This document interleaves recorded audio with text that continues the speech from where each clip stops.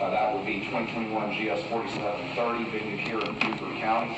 And the state's intent and request to the court to schedule a trial date as soon as reasonably possible, sometime before the end of this year, to try Alec Murdaugh on those particular charges. All right, Mr. President. Yes, sir. Your Honor, there are a number of different objections we have to trying any of these cases this year. We previously got the impression from Your Honor when we met at the last status conference that you would not be trying any of these cases, and you'd be leaving the bench on January 1. Tell me about that impression again. That was my impression based on your discussion. Maybe I misread you. I've done that from time to time during the process. If I did, I apologize. But in the meantime, Mr. Griffin and I scheduled other matters for this fall. Both he and I have a federal trial in December. Before that, Your Honor, and I think I mentioned this the last time we talked, I have the oldest case in Lexington County, civil case, involves the death of 5 children killed by their father who was sentenced to death for it. We sued the Department of Social Services 8 years ago, and finally on a trial docket. I've mentioned this is something I mentioned. It's on a trial docket for when? Motions on the 14th of October, trial on October, and I have a email here from Judge McCadlin who's trying it. All right, what's going on, guys? So this is some information. Earlier this year I talked about the Alex Murdaugh case, and thank you for the supporters that actually was ended up viewing it and supporting it, and I really appreciate it. So I came across this article from the Post and Courier, and they were saying the prosecutor's SLED has found significant disputes to Alex Murdaugh's jury tampering claim.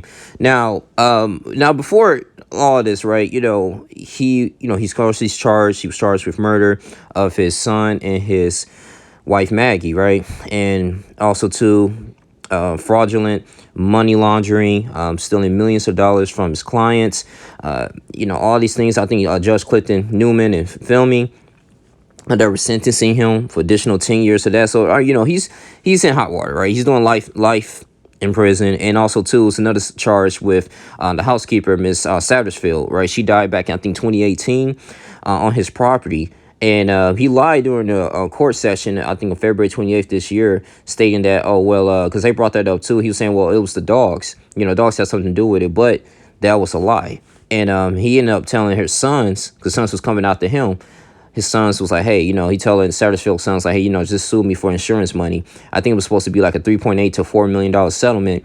And that family never received that money. And so, bringing into court for that after he's been charged for, committing a murder, a crime of killing his family. So, but this was Alec Murdaugh's jury. His prosecutors say they have doubts about allegations of jury tampering. Now, at the double murder trial of disgraced attorney Alex Murdaugh, asserting that an ongoing police investigation has found significant issues with his claims. And in response filed September 15, the South Carolina Attorney General's office also resisted putting on pause Murdaugh's appeal of his murder convictions. Before agreeing to air the allegations before a lower court, prosecutors say they want his defense team to show that they didn't know about the alleged jury tampering during the 6-week trial. The filing represents the state's first response to claims by Murdaugh's attorneys that Collington County Clerk of Court, Rebecca Hill, talked to jurors during his trial and saying that allegedly he encouraged them to be suspicious of the evidence his attorneys put forward. Now, Hill has not commented publicly on the allegations in detail, but she maintained her innocence in a brief comment to the Hampton County Guardian of South Carolina Law Enforcement Division, has opened an inquiry into the matter over the objections of Murdaugh's lawyers. Now, who questioned the agent's impartiality since his agents led the murder investigation? So the Attorney General's office said in this filing that the SLED agents investigating the jury tampering allegations were not involved in inquiries into any of Murdaugh's alleged crimes. Now, Murdaugh defense attorney Dick Harpootlian did not immediately respond to a request for comment on the state's response. Murdaugh's appeals had not made much progress before the jury meddling claims.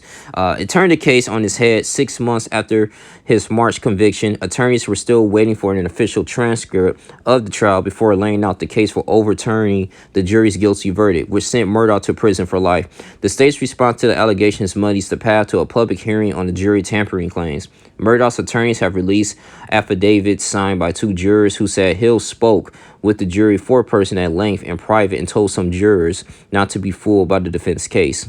Prosecutors claim that SLED's ongoing investigation has already revealed significant factual disputes.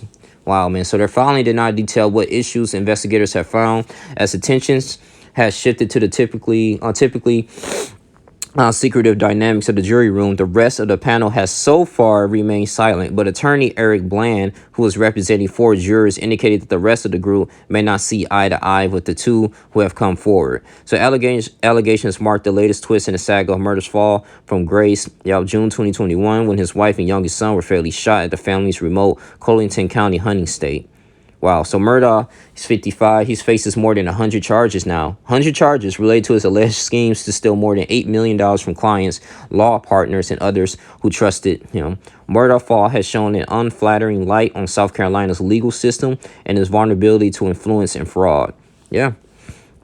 They said, too, evidence presented at Murdaugh's murder trial show he used his family's law connection to area prosecutors. 3 generations of Murdaughs ran the 14th Circuit Solicitor's Office to curry favor with local police, and he has admitted to stealing millions of dollars from litany of clients and times using court process to defraud them.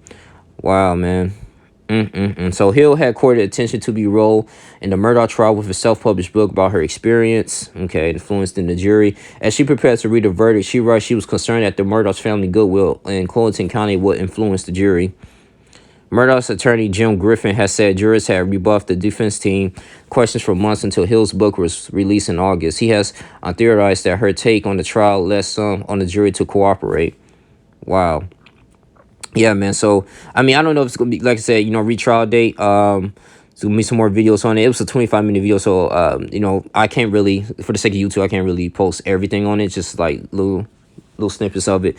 But this is like the additional information here. So, just like, from people's curiosity, if you want to know more about what's going on here, I'll do a series of documentaries about Alex Murdaugh and schemes and the crimes that he committed. But that's all we have to say, man. You guys could continue to like, comment, subscribe, share this video. Until next time, that's all we have to say. Love you guys, man. Continuously to support the channel. I'm out. Deuces.